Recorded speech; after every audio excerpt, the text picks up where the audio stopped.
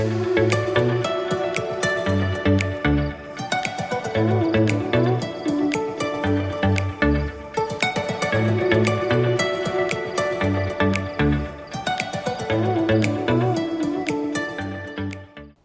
Sobat Faperta dimanapun berada, selamat datang kembali di Sapa Faperta.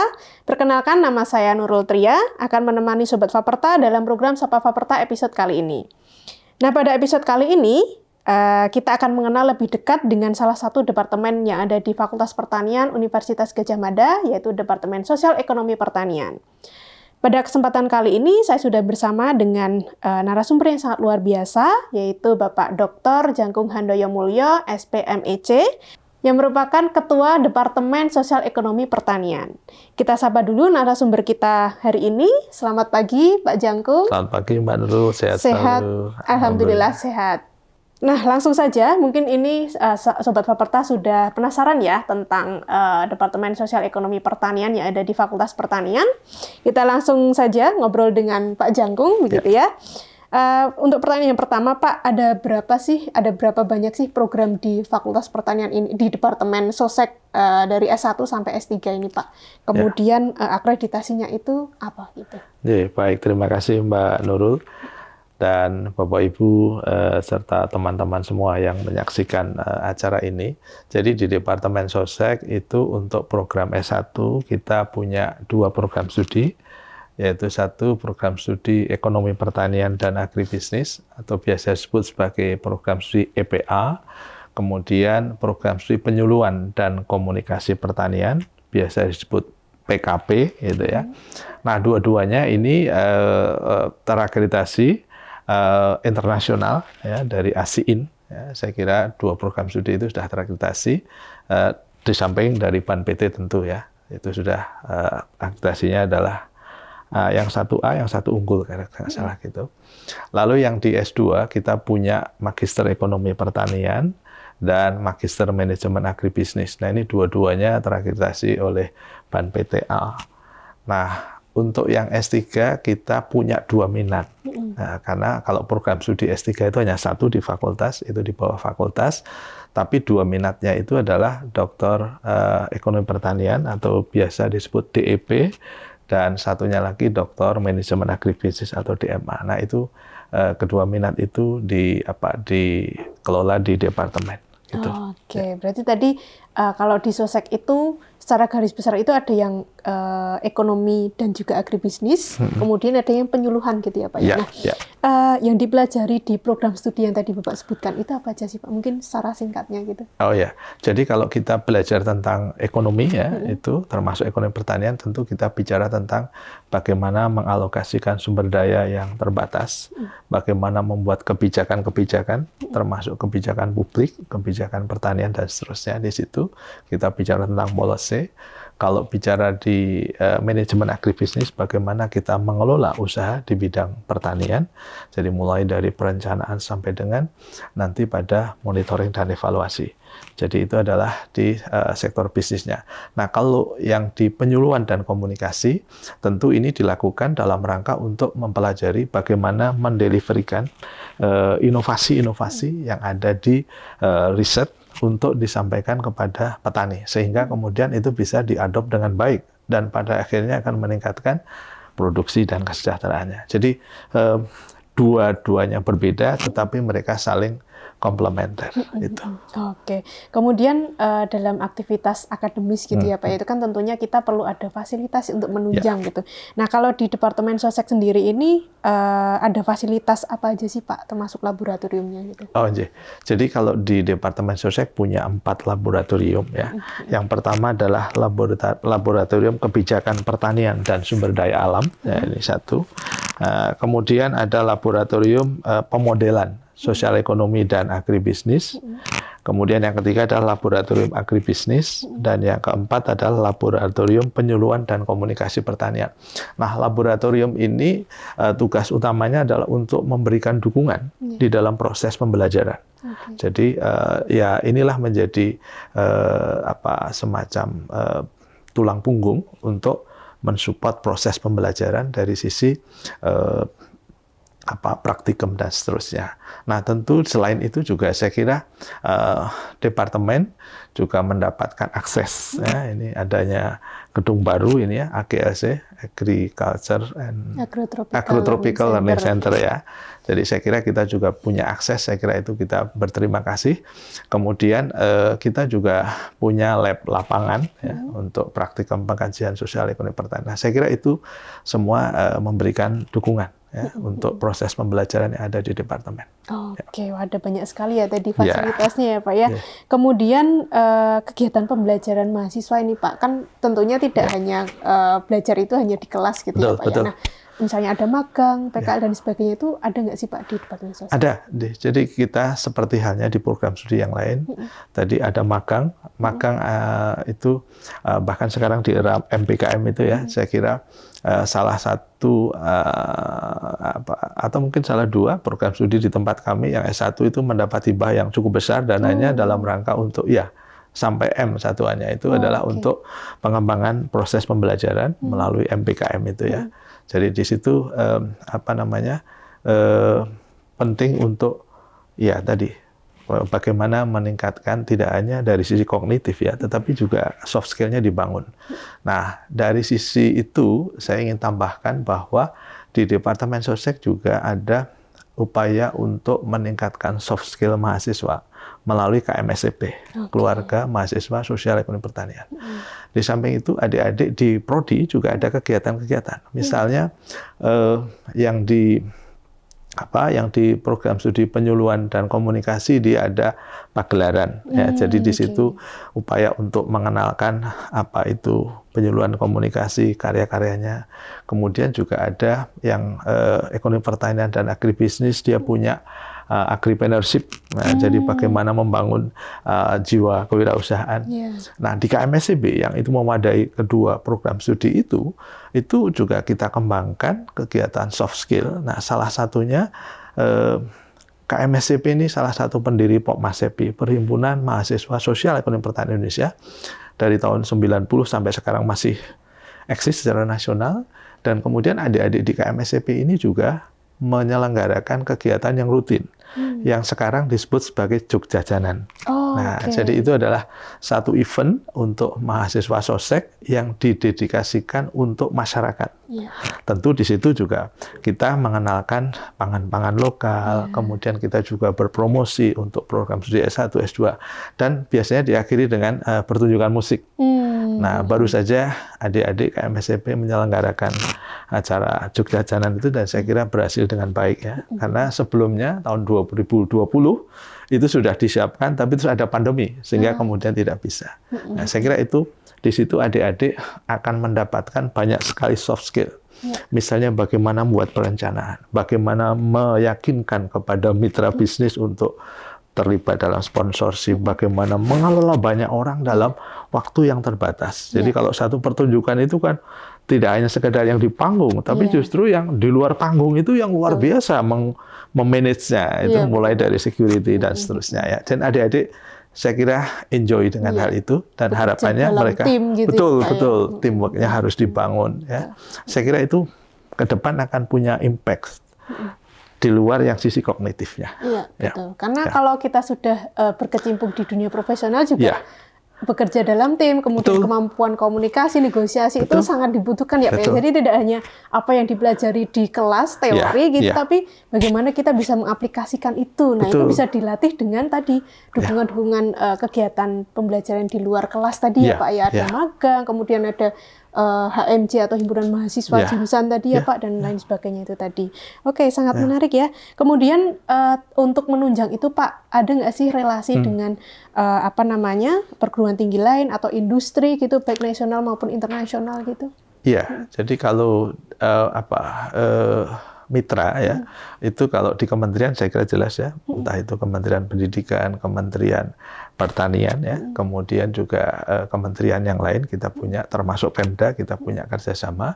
Kemudian kalau perguruan tinggi di dalam negeri misalnya itu teman-teman di program studi itu kemarin misalnya ada semacam asosiasi. Jadi karena COVID itu kan kemudian beberapa prodi dia secara nasional itu menawarkan beberapa program, beberapa mata kuliah yang itu bisa diambil oleh semua mahasiswa di mereka yang bekerja sama itu secara secara online. Nah, itu dilakukan oleh kedua program studi kita, entah itu EPA maupun yang PKP. Jadi ini secara nasional. Nah, secara internasional kita juga punya mitra-mitra yang melakukan berbagai riset, bahkan yang double degree gitu ya. Jadi misalnya kebetulan kita pernah misalnya ada mahasiswa dari Kyoto University gitu ya. Jadi dia ambil S2 sebagian di sini, sebagian di sana. Jadi jejaring itu selalu kita bangun dan kita kembangkan ya dengan beberapa perguruan tinggi, entah itu di level ASEAN, Asia, dan kita berharap juga nanti di luar itu. Ya, kita ke Eropa dan seterusnya. Oke, wah ada banyak sekali ya tadi jaringan kerjasamanya dari Departemen Sosek ini gitu ya untuk menunjang keberhasilan mahasiswa ya Pak ya. Tentunya. Ada satu lagi Mbak, jadi kita punya fast track. Fast track ini adalah program yang diinisiasi oleh fakultas. Nah, di Departemen Sosek ini misalnya tahun sekarang ini yang mendaftar ada 13 di departemen mendaftar. Jadi apa fast track? Fast track adalah satu fasilitasi untuk adik-adik mahasiswa S1 yang unggul. Jadi dia di semester 7 kalau dia diterima itu dia sudah ikut kuliah di S2. Semester 7 dan 8 itu sambil menyelesaikan skripsi. Wow, akselerasi ya Pak ya? Betul, kira-kira itu. Tracknya itu fast, jadi jalannya cepat gitu ya. Jadi di semester 7-8, dia masih tercatat sebagai mahasiswa S1, tetapi dia sudah ikut kuliah di S2. Nah, nanti dia semester 8 selesai S1-nya, dia tinggal menyelesaikan tesis di program master. Jadi dia bisa selesai S1 dan S2 itu ya 4,5 sampai 5 tahun. Jadi itu, saya kira itu sisi yang inovasi pembelajaran yang kita terapkan ya. Tahun ini baru aja 13 yang mendaftar, itu yang dari program studi ekonomi pertanian dan agribisnis. Nah, yang dari penyuluhan dan komunikasi itu ada sekitar 8 kalau nggak salah yang mendaftar di sekolah pasca. Jadi animo untuk melanjutkan studi pada studi lanjut itu tumbuh dengan baik dan itu difasilitasi oleh UGM. Nah, saya kira ini adalah investasi di bidang SDM yang harus kita selalu kembangkan. Iya, karena pendidikan itu ya investasi yang sangat berharga ya Pak ya untuk masa depan ya Pak ya. Betul. Oke. Kemudian Pak untuk prestasi mahasiswa dan dosen di Departemen Sosek ini Pak ada apa aja gitu? Ya, kalau mahasiswa saya kira adik-adik ikut seperti program PKM itu ya. Itu kan dulu ada yang juara nasional, pernah itu yang diadakan oleh Kementerian Pemuda dan Olahraga waktu itu, sampai kemudian dia diajak ke luar negeri dan seterusnya di dalam rangka untuk mengembangkan entrepreneurship. PIMNAS ya Pak ya namanya ya? Kalau dulu itu yang diadakan Kementerian Menpora waktu itu. Nah, PIMNAS juga mahasiswa-mahasiswa kita ada beberapa yang dia lolos dan kemudian masuk final. Saya kira itu juga perlu kita apresiasi di samping adik-adik yang ikut lomba di luar PIMNAS. Di luar PIMNAS itu misalnya ada event apa, misalnya pidato bahasa Inggris atau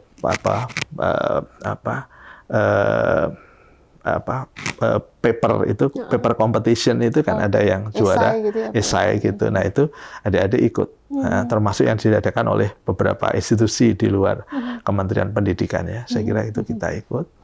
Lalu kemudian kalau dosen. Nah, dosen itu di Departemen Sosek banyak yang menangkan hibah ya, entah itu nasional, RISPRO dan seterusnya. Juga dosen-dosen beberapa itu ada yang menjadi visiting professor. Jadi ada beberapa gitu ya. Di Kyoto University, di Tohoku University, di Kyoto University ada yang jadi visiting professor. Jadi saya kira itu sisi positif sehingga kemudian pengalaman-pengalaman yang diperoleh itu akan bisa ditularkan untuk proses pembelajaran di kampus di UGM gitu ya. Ada juga yang di Eropa, saya kira ada beberapa dulu academic researching itu ya, ada beberapa dosen yang dapat, saya kira itu, dan itu saya kira akan bermanfaat sekali untuk networking dan untuk pengembangan pembelajaran.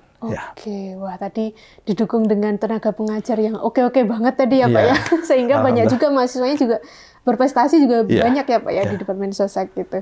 Kemudian kalau riset atau inovasi unggulan nih di Departemen Sosek itu ada apa Pak? Iya. Oke, jadi tadi mungkin SDM mungkin perlu saya tambahkan ya. Jadi Boleh. kita itu ada 36 dosen. Dari 36 itu ada 6 guru besar. Kemudian ada 10 doktor. Ya. Kemudian sekarang yang sedang S3 ada 8. Dan mungkin di akhir tahun ini akan ada beberapa tambahan lagi. Itu saya kira adalah salah satu yang ikut menopang tentang kualitas pembelajaran kita. Nah, tadi kalau ditanyakan tentang apa tadi? Riset unggulan atau Riset inovasi unggulan. gitu, Nah, ya. jadi inovasi sesuai dengan kebijakan kita. Kalau kita di bidang sosek itu ya penelitiannya berbasis tentang satu bagaimana bisa meningkatkan kesejahteraan masyarakat ya. Apakah itu berkaitan dengan ketahanan pangan, berkaitan dengan stunting, berkaitan dengan pengembangan inovasi ya, literasi di bidang pertanian. Itu saya kira juga menjadi isu yang strategis karena kita tidak bisa mengembangkan pertanian tanpa adanya literasi itu.